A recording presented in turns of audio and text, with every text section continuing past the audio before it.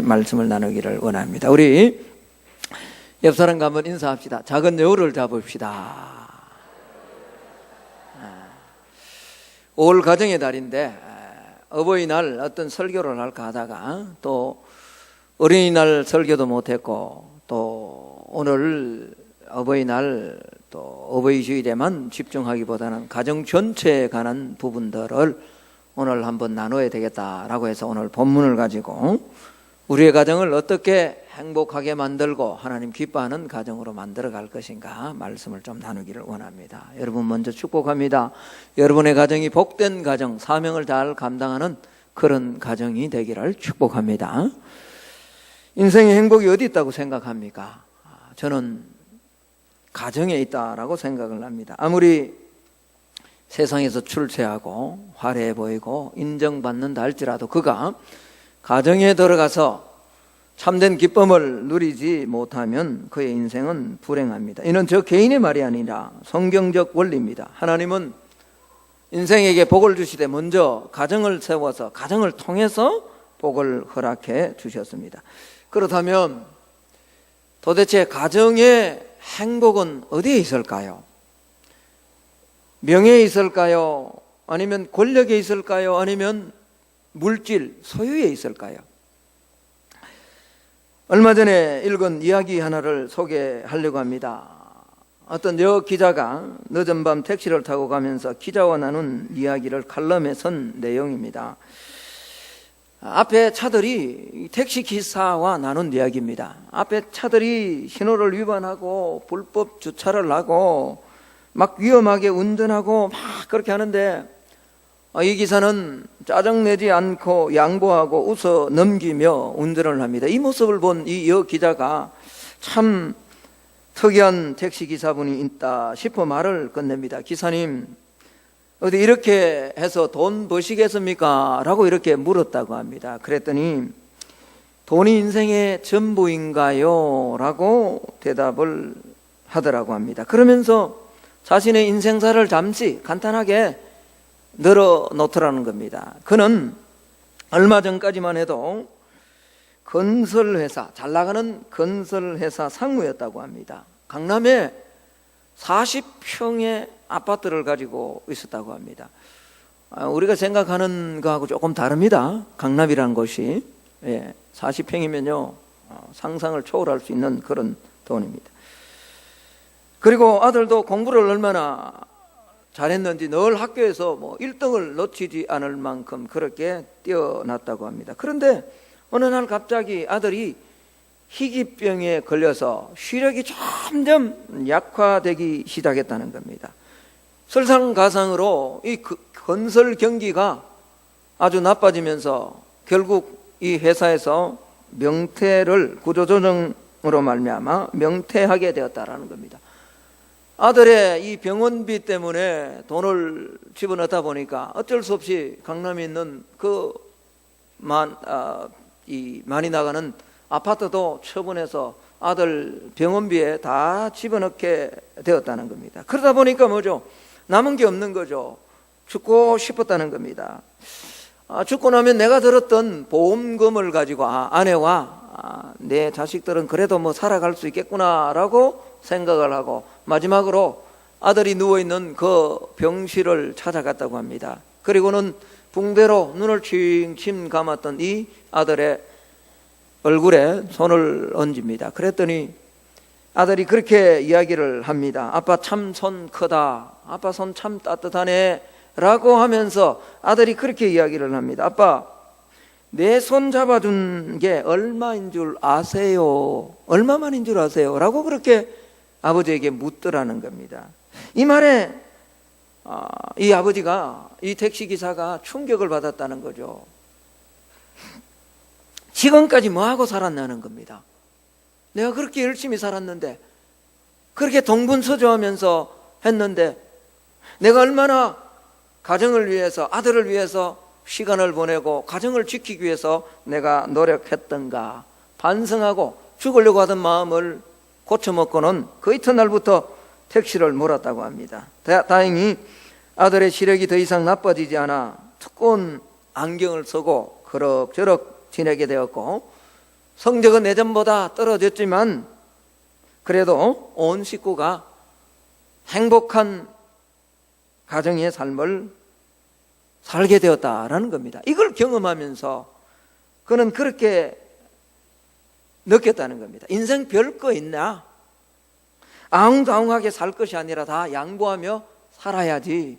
세상에 만나는 많은 일들도 얼마든지 넘어가면서 양보하면서 이기면서 살 수 있는 힘을 얻었다라는 겁니다. 그렇습니다. 풍파많은 세상이지만 가정의 행복을 이루면 우리의 상황과 형편이 힘들더라도 얼마든지 아름답고 행복한 인생을 살아갈 수 있다라는 거죠.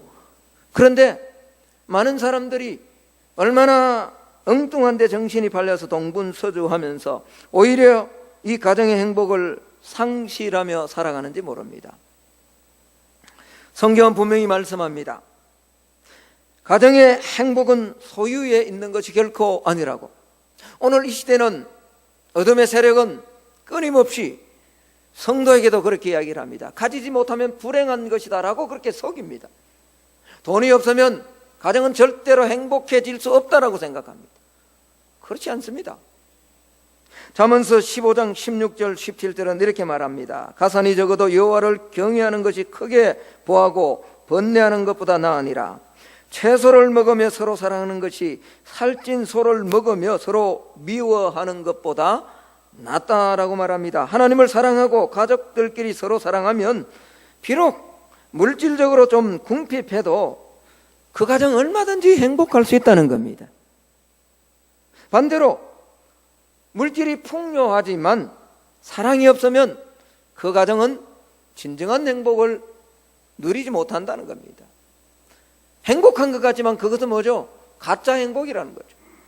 사상 누각에 불과하다라는 겁니다. 잠언서 17장 1절도 그렇게 말씀합니다. 마른 떡 한 조각만 있고도 화목하는 것이 제육이 집에 가득하고 다투는 것보다 낫다라고 그렇게 말합니다. 마른 떡 한 조각? 궁핍함을 말하죠. 제육이 가득하다라는 말이 무슨 말이에요? 제사 지는 고기를 이야기합니다. 이게 물질이 풍성한 걸 이야기하죠. 재산이 많고 소유가 많으면서도 다투고 사는 것보다 훨씬 낫다라는 겁니다. 그렇습니다. 사랑은 가정의 산소입니다. 산소가 없으면 질식에 죽는 것처럼 가정에 사랑이 결핍되면 온 가정이 불행해집니다. 여러분, 여러분의 가정이 사랑으로 가득 차기를 주의 이름으로 축복합니다. 교회도 마찬가지입니다. 교회도 사랑이 많아야 행복하고 하나님의 사명을 잘 감당할 수 있는 진정한 교회로 하나님 앞에 서임받을 수 있다라는 겁니다. 여러분, 오늘 살폈던 이 아가서는 아가라는 뜻이 가장 아름다운 노래라는 뜻입니다. 그래서 영어 성경에 보면 Song of Song, 노래 중에 노래라는 말입니다. 이 히브리 원어로 보면 쉬러가 노래인데요. 쉬러하 쉬림, 노래 가운데 노래다. 똑같은 노래, 가장 탁월한 노래, 가장 뛰어난 노래가 아가서입니다. 그런데 이 아가서는 1차적으로는 솔로몬과 술람미 여인이라고 하는 이 여인과의 사랑을 기록하고 있습니다. 여러분이 아가서는요, 신약에 한 번도 인용되지 않았어요. 그리고 에스더서와 마찬가지로 하나님의 이름이 한 번도 등장하지 않는 그런 성경입니다. 그래서 이걸 성경에 넣느냐 마느냐 그런 많은 논란이 있었던 그런 성경입니다. 그러나 이 아가서가 성경에 들어온 데는 이유가 있죠. 이것이 단순히 솔로몬과 한 촌의 술람미라는 여인과의 러브 스토리만 이야기하는 것이 아닙니다. 이것은 거룩하신 하나님과 그 하나님이 선택하신 선민 이스라엘과의 사랑을 노래하고 있습니다. 오늘로 이야기하면 우리 주 예수 그리스도와 그 예수 그리스도로 말미암아 구원받은 하나님의 자녀들, 성도들과의 사랑을 언약적으로 노래하고 있는 노래 가운데 노래, 탁월한 노래, 뛰어난 노래이기 때문에 이 정경에 들어온 거죠. 솔로몬은 예수 그리스도를, 술람미는 성도를 의미하고요. 오늘 15절에 보니까 2장 15절에 보니까 포도원이 나와요. 포도원. 예. 이 포도원은 이스라엘을 상징하기도 하고 교회를 상징하기도 하고 하나의 가정을 의미하기도 합니다. 자, 우리 15절 말씀을 한번 읽어봅시다. 15절입니다. 같이 읽습니다. 시작. 우리를 위하여 여우 곧 포도원을 허는 작은 여우를 잡아라. 우리의 포도원에 꽃이 피었다. 포도원, 하나님이 세우신 가정, 하나님이 세우신 교회, 하나님이 세우신 국가, 하나님이 피로 값주고 세운 우리 심령이 포도원인데, 오늘 이 포도원을 허무는 작은 뭐가 있다? 여우가 있다. 여우가 있다. 이 작은 여우를 잡아야 된다라고 이렇게 말씀하고 있습니다. 여러분, 팔레스타인의 들판에는 많은 여우들이 서식하고 있습니다. 그런데 팔레스타인 땅에 있는 이 여우라는 것은 언제나 포도 농사를 망치는 원흉으로 지목되어 왔다고 합니다. 갑자기 어느 날 포도원에 나타나서 땅을 파고 구덩이를 만들고 심지어는 포도줄기를 다 깔아 먹어버려서 또 꽃이 필 때 그 꽃을 통해서 수정이 돼야 되는데 그걸 다 흩어져 버리므로 포도 농사, 1년 농사를 완전히 망쳐버리는 거죠. 우리가 아는 것처럼 포도라는 것은 이스라엘 백성들에게 기쁨이거든요. 물이 떨어질 때 이 포도 열매가 맺힙니다. 그리고 술틀에 집어넣어서 포도즙을 짜서 물 대신에 생수, 생명에 권한되는 이 생수를 대신해서 마실 수 있는 것이 포도거든요. 그게 얼마나 귀하고 얼마나 기쁜 겁니까? 그런데 이 농사를 완전히 망치는 존재가 바로 이 여우다라는 겁니다. 팔레스타인 땅에서는 포도꽃이 피어나는 계절이 1년 중에 가장 아름다운 계절입니다. 그런데 이 꽃이 피는 아름다운 계절에 먹을 것이 있으니까 포도를 먹기 위해서 뭐도요? 여우들도 기승을 부린다라는 겁니다. 연인들이 사랑을 속삭이면 종종 그 여우들이 나타나서 깽판을 치고 여러 행동들을 하니까, 포도원을 망치고 하는 이런 행동들을 하니까 팔레스타인의 땅의 연인들에 있어서 여우들은 언제나 사랑의 파괴자로 인식되고 있다라는 거죠. 예. 여우 그러면 파괴자구나. 이 오후 예배 때 제가 말씀을 드리겠습니다만, 헤롯을 향해서도 주님이 말씀하잖아요. 저 뭐라고요? 여우라고 이야기해요. 여우. 파괴자요. 하나님의 나라를 파괴하고 하나님의 교회를 파괴하고 하나님이 세우신 가정과 성도들의 심령을 파괴하는 파괴자가 뭐예요? 이 여우다라는 겁니다. 그래서 오늘 본문에 보면 이 작은 여우를 조심하고 작은 여우를 잡으라고 하는 이 시점이 언제냐? 포도꽃이 피는 때래요. 피는 때. 자, 15절을 다시 한번 보십시오. 우리를 위하여 여우 곧 포도원을 허는 작은 여우를 잡아라. 우리의 포도원에 뭐 했다고요? 꽃이 피었어요. 한참 꽃이 피는 거예요. 한참 사랑이 막 무르익어가는 그때, 여러분 11절, 2장 11절 12절을 한번 보십시오. 뭐도 지나고 겨울도 지나고 비도 그쳤고 지면에는 뭐가 피고 꽃이 피고 새가 노래할 때가 이르렀는데 비둘기의 소리가 우리 땅에 들리고, 얼마나 아름다운 풍경입니까? 겨울이 다 지나갔다는 거예요. 여러분, 이제 우리처럼 생각하면 안 되죠. 이스라엘의 땅은, 우리는 겨울이 막 힘든 때입니다만 사실은 겨울에 씨를 뿌리거든요. 비가 오고요.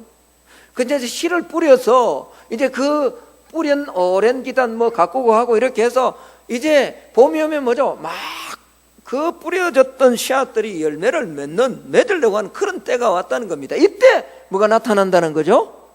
여우가 나타났다라는 그런 말입니다. 여러분, 이 작은 여우가 뭘까요? 영적으로 말하면 어떤 신학자는 이게 연결시키면 이게 알레고리라고 하는데 아닙니다. 영적으로 말하면 이 여우는요, 마귀입니다. 마귀. 어둠의 세력이에요. 여러분, 마귀가 뭐죠? 마귀가 헬라 말로 한번 따라 합시다. 디아볼로서. 그러니까 우리 젊은 애들이 그건 게임 이름인데요. 근데 게임 이름이 아니에요. 디아라는 말은요, 사이에라는 말이고, 볼로스라는 말은 갈라놓다라는 말이에요. 이게 합쳐진 단어가 디아볼로스거든요. 마귀가 그런 거예요.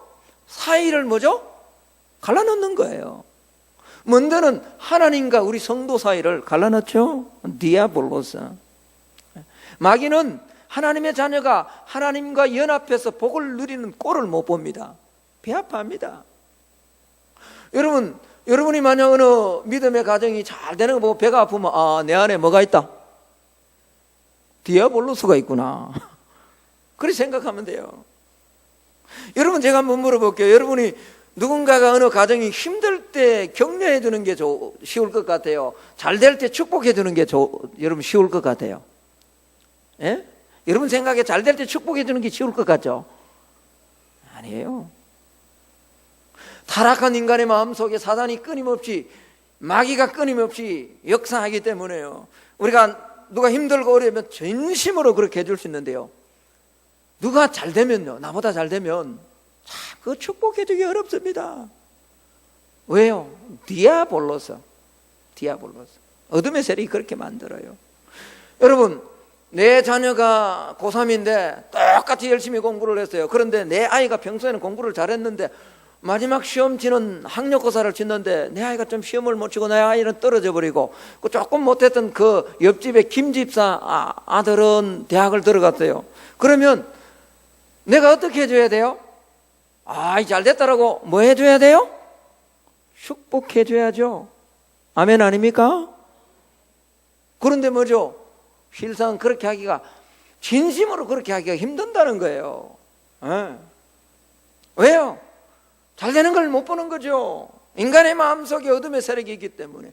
어떻게 하든 마귀는요, 하나님과 성도 사이, 인간과 인간 사이를 자꾸 갈라내려고 합니다. 벌어지게 만듭니다. 이 파괴하는 것, 틈을 내어서 이간질하는 것, 이게 뭐예요?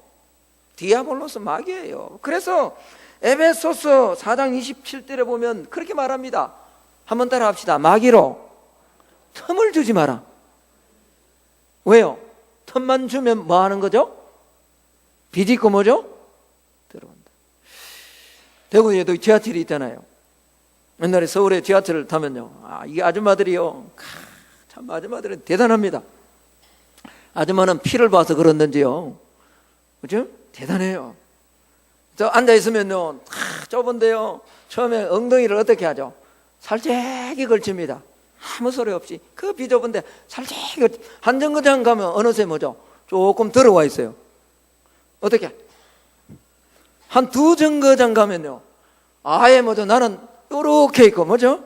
젊은 나는 요렇게 있고, 아줌마가 뭐죠? 그 다리 뻑 차지하고 있습니다. 틈만 주면 들어가죠. 그게 마귀예요. 여러분, 오늘 이 성경이 여우를 잡는데, 이 여우가 어떤 여우라고 하죠? 큰 여우가 아니라, 설교에 그냥 여우를 잡아라 하지 않았고 무슨 여우를 잡아라 그랬죠? 작은 여우. 이 참 중요한 교훈이에요. 아니, 팔레스타인에 큰 여우가 없었겠어요? 아주 튼튼한 여우가 없었겠냐고요. 그런데 왜 솔로몬은 오늘 우리 포도원에 이렇게 아름답게 꽃이 피었는데 큰 여우를 잡아라 라고 하지 않고, 여러분 한번 생각해 보자고요. 그냥 상식적으로 생각하면 큰 놈이 파괴를 많이 할까요? 작은 놈이 파괴를 많이 할까요? 큰 놈이 많이 하죠. 그렇죠. 그런데 오늘 솔로몬은 뭐라고 이야기하느냐? 작은 여우를. 왜? 작은 여우가 작은 틈만 있으면 들어가기 때문에 그래요. 여러분, 이 작은 여우는 작은 틈으로 들어가서는요, 부부 사이를 이간질하고, 부모와 자녀 사이를 이간질하고, 성도와 성도 사이를 이간질하고, 그래서 공동체의 모든 아름다운 관계를 파괴하는 것, 이게 곧 사단입니다. 어둠의 세력입니다. 그런데 사단은요, 눈으로 보이지 않아요. 크게 보이지 않아요. 교묘하게 우리의 공동체를 속여 들어와서는 서로의 틈새를 벌어지게 만드는 거죠. 그래서 오늘 본문에서 작은 여우다라고 말하고 있는 겁니다. 우리의 포도원, 아름답고 건강해야 될 우리의 포도원, 교회, 가정, 우리의 심령을 허무는 이 여우를 잡을 수 있기를 주의 이름으로 축복합니다. 그래야 행복한 가정을 만들 수 있어요. 행복한 교회를 만들 수 있습니다. 여러분, 행복이라고 자꾸 세속적으로 생각하지 마십시오. 이 행복은 제가 세상 사람들이 욕망하는 그런 행복을 이야기하는 게 아니에요. 하나님이 진짜 꿈꾸는 그런 행복이 가득한 가정을 여우를 잡아야만 만들 수 있는 거예요. 교회도 마찬가지인 거예요. 이 어둠의 세력, 사단의 세력을 온전하게 잡지 못하면 덩치는 커질지 모르지만 그 안에 하나님이 주시는 진정한 평강과 사명을 감당하는 행복한 교회로는 세워질 수 없기 때문에 그런 거예요. 저와 여러분이 만들어가는 우리 믿음의 공동체인 성만 교회를 흠으려고 하는 이 보이지 않는 작은 영적 세력인 작은 여우들을 오늘 잘 말씀을 듣고 잡을 수 있는 저와 여러분이 되기를 주의 이름으로 축복합니다. 교회도 마찬가지고 가정도 마찬가지입니다. 여러분, 이 작은 여우가 도대체 뭘까? 너무너무 많습니다.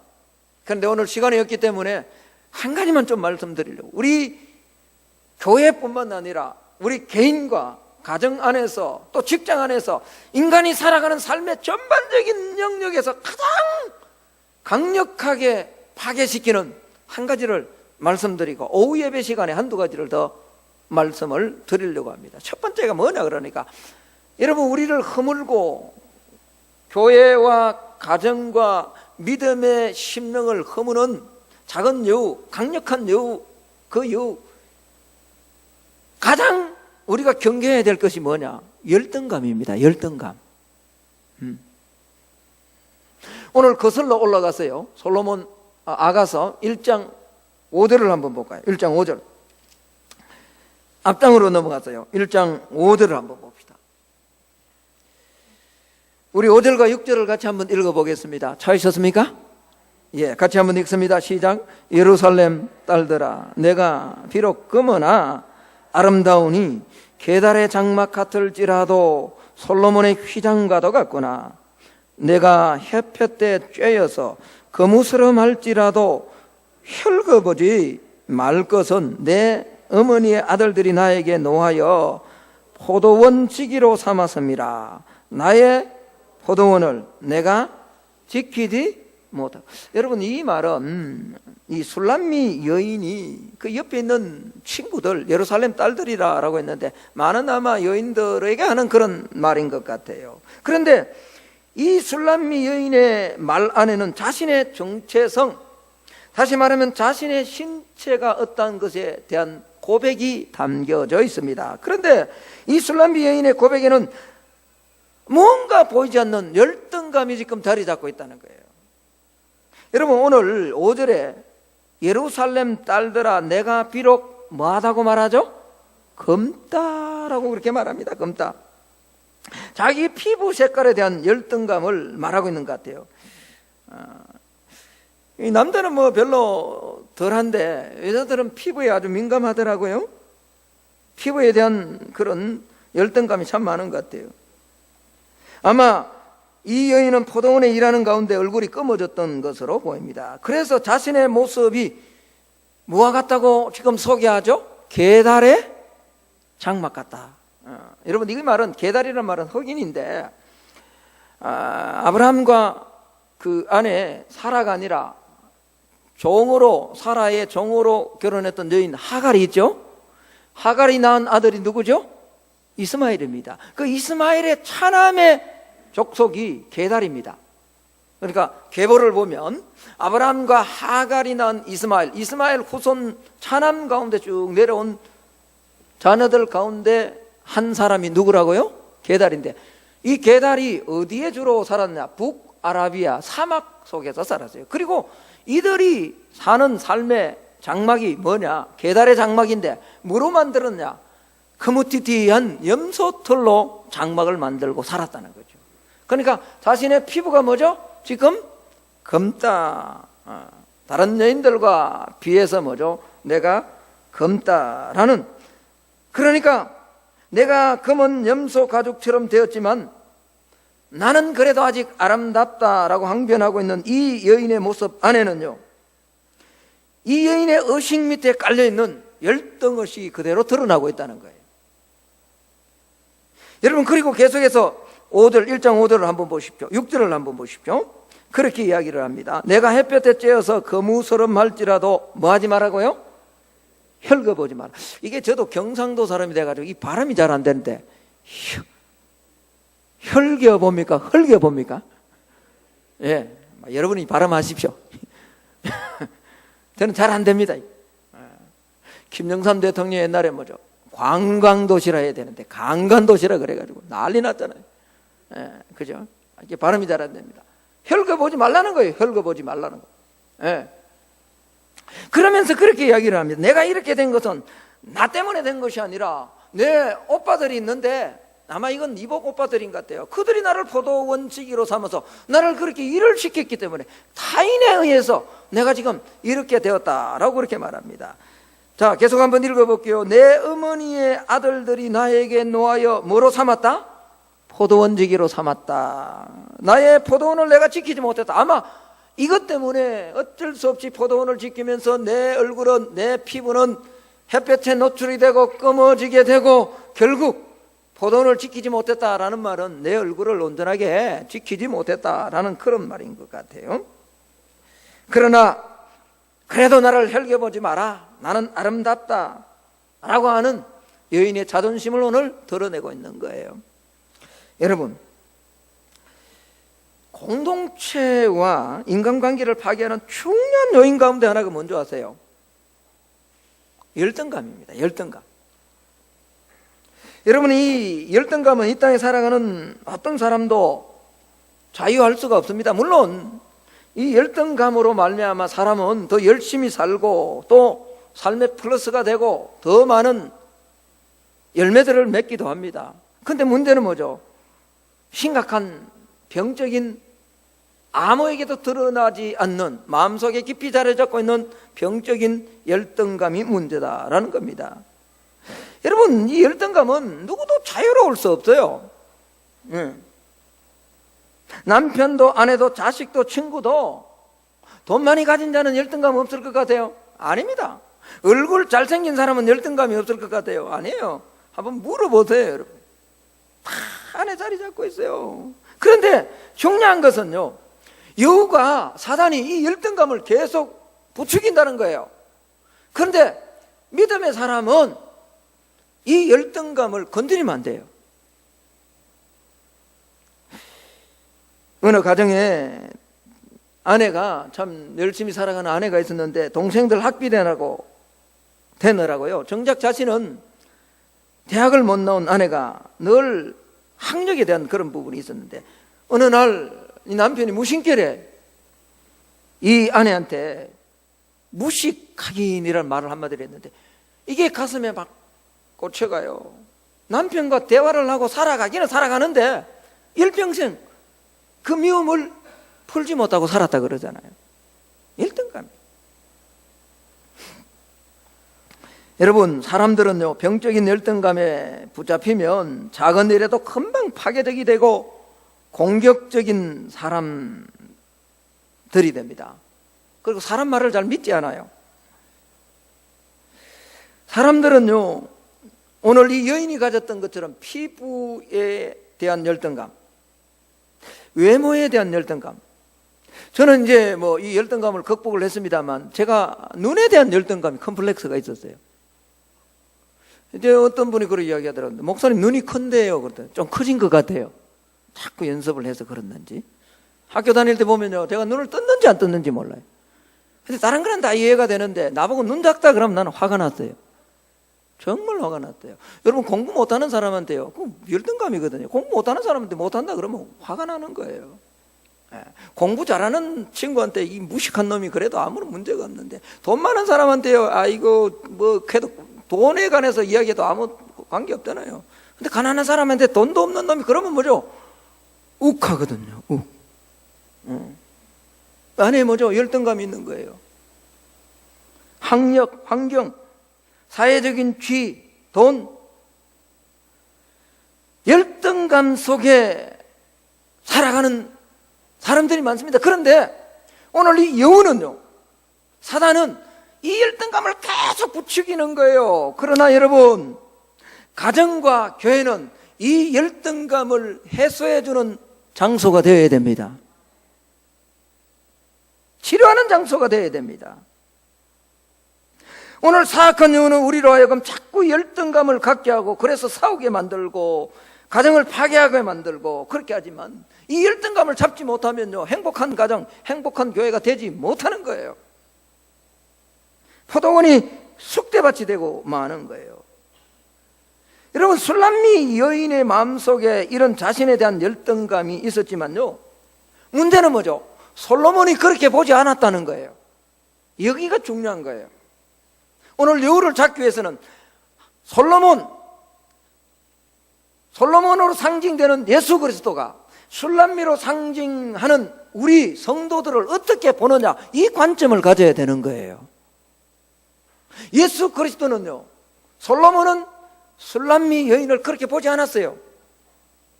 예루살렘의 딸들은 거뭇튀튀하다, 검다, 계달의 장막 같다, 그렇게 보았을지 모르지만 솔로몬은 오늘 이 술람미 여인을 보는데 여인 중에 여인으로 보는 거예요.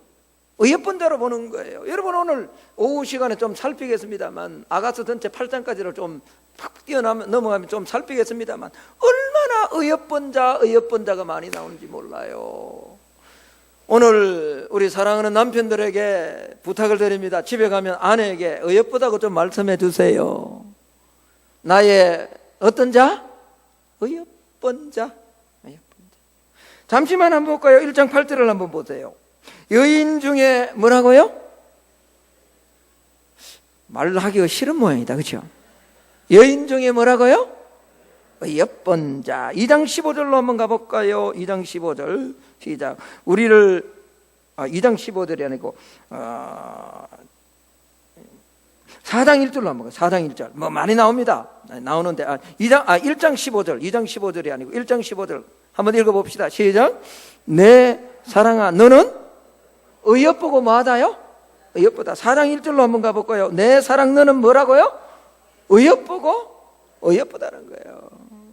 여러분, 오늘 솔로몬은요, 술람미 여인을 있는 모습 그대로 안 봐요. 그 안에 있는 열등감이 있지만 그걸 다 덮어주는 거잖아요. 가정이 그런 곳이 되어야 됩니다. 그래야 행복한, 이게 요를 잡는 거예요. 교회가 그런 곳이 되어야 되는 거예요. 우리는 다 약하잖아요.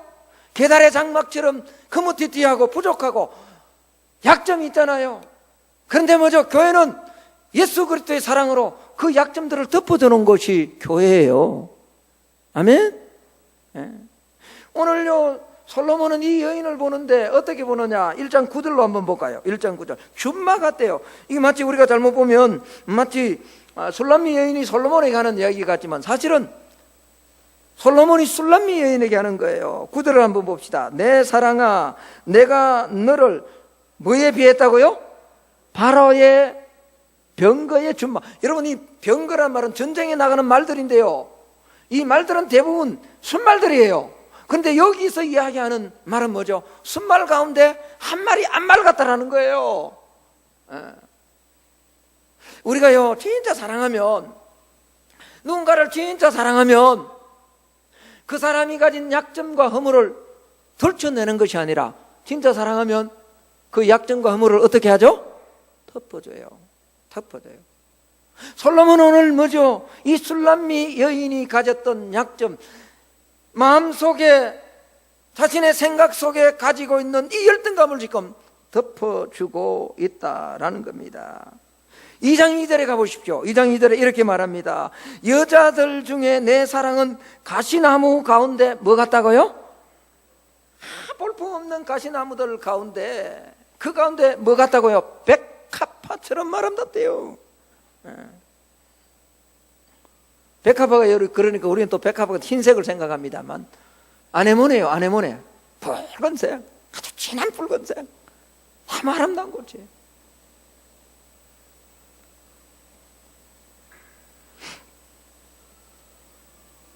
여러분, 오늘 이 술람미 여인의 열등의식은요, 우리 모든 인간이 가진 연약함의 상징이고요, 우리가 가진 열등의식이기도 합니다. 그런데 이런 연약함, 계달의 장막과 같은 부족함을 하나님은 그렇게 보시지 않는다는 거예요. 솔로몬의 휘장과 같이 보시고 여인 중에 가장 예쁜 여인으로 보는 거예요. 이것이 뭐죠? 이런 관점으로 가정 안에 남편을 보고 아내를 보고 자녀를 보는 것이 오늘 행복한 가정을 만드는, 우리의 가정을 허무는 여우 열등감을 잡는 방법이라는 거죠. 교회도 그래요. 행복한 교회는요, 서로 막 잘난 점을 내세우는 게 아니에요. 한번 보십시오. 다 못났어요. 다 부족해요. 근데 그 안에 사랑이 있어요. 그게 행복한 교회잖아요. 세상에 약점 없는 사람은 없습니다. 허물 없는 사람도 없습니다. 그러나 그 허물조차도 사랑할 수 있는 곳, 약점 속에서도 장점을 발견할 수 있는 곳, 그곳이 바로 하나님의 교회이고 우리의 가정이 되어야 될 줄로 믿습니다. 이게 뭐죠? 행복한 가정을 만드는 거예요. 비결이에요. 여러분, 성경이 일관되게 가르치는 진리가 하나 있습니다. 그건 다름이 아니라 예수님께서는 우리의 약점과 연약한 모습을 있는 그대로 받아주신다는 거예요. 아멘? 근데 문제는 우리는 있는 그대로 주님 앞에 용납을 받았으면서도 형제 자매들, 우리의 자녀들을 그렇게 받아들이지 못하는 거죠. 여러분, 가정에 돌아가셔서 혹시 자녀들이 아주 공부하는 자녀들이 있으면 공부 못한다고 막 뭘 좀 그렇게 하지 마세요. 제발.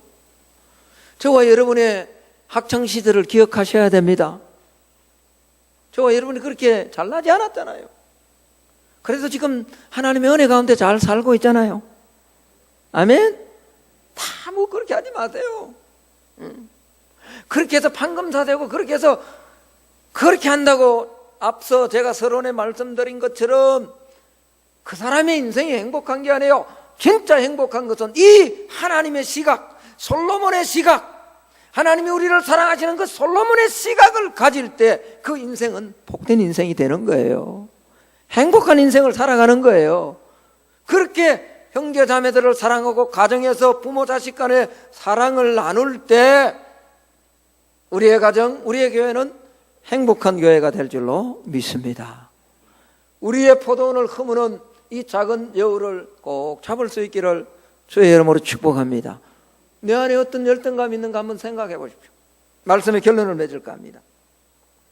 기나긴 사막을 걸어서 횡단하는 데 성공한 사람에게요, 신문 기자들이 가장 고통스러운 것이 무엇이냐고 질문을 합니다. 뜨거운 태양 아래 물 한 방울 없는 광야를 외롭게 혼자서 걷는 것이 그렇게 힘들었습니까? 라고 물었더니 아니래요. 그러면 가파르고 험한 길을 고생하며 올라갔던 것이 힘든 것이옵니까? 그것도 아닙니다. 그렇다면 발을 헛디뎌 구렁텅이에 빠졌던 때였습니까? 그것도 아니라면 견디기 힘든 추운 밤을 지내는 그 추위가 가장 힘들었습니다. 다 아니래요. 그래서 기자가 그렇게 이야기를 합니다. 아니 그러면 뭐가 가장 힘들었습니까? 라고 그렇게 묻자 이 여행자는 이렇게 대답을 합니다. 그런 것은 전혀 문제가 되지 않았습니다. 사실 나를 가장 괴롭히고 고통스럽게 만들었던 것은 내 신발 속에 들어갔던 작은 모래톨 하나였습니다. 라고 그렇게 이야기를 했습니다. 아주 중요한 말입니다. 저와 여러분의 가정 신앙의 삶을 힘들게 하는 것은 큰 문제가 아닙니다. 사실은 아주 사소한 작은 문제입니다. 오후 예배 시간에 기회가 되면 제가 말씀을 드리겠습니다만 무슨 큰일 때문에 싸우는 게 아닙니다. 부부가 치약 왜 위에서 짜라 그러는데 아래서 짜냐 그러고요. 그런 가지고 싸우는 거예요. 그런 가지고 아무것도 네 집안이 왜 말 한마디 가지고 뭐죠? 여러분, 그러기에 오늘 포도원에 꽃이 피었는데 정말 아름답게 누리고 열매 맺기를 원하는 가정, 교회, 건강하게 세워가야 할 공동체를 무너뜨리는 이 작은 여우를 영적으로 깨워서 매일매일 잡아감으로 아름답게 지켜나가는 오늘 예배로 올라온 우리 모두가 될 수 있기를 예수님 이름으로 축복합니다. 기도하겠습니다. 1분간만 기도합니다.